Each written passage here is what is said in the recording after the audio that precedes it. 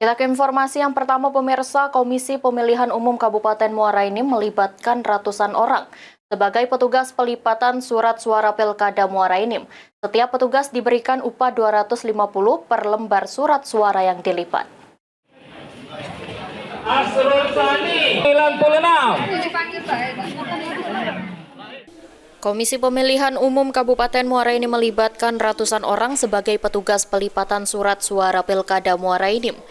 Ada 125 orang warga yang didaftarkan sebagai tenaga pelipatan surat suara untuk menyelesaikan 472.812 lembar surat suara Pilkada Gubernur dan Wakil Gubernur Sumsel, serta Bupati dan Wakil Bupati Muara Enim sesuai dengan jumlah daftar pemilih tetap.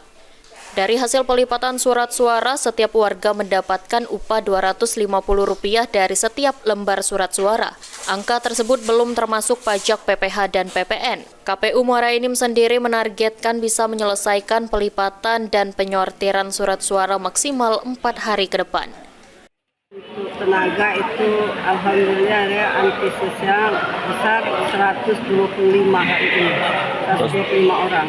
Upahnya tadi sudah disampaikan oleh Pak Perisi, yaitu per lembar 250, belum potong pajak.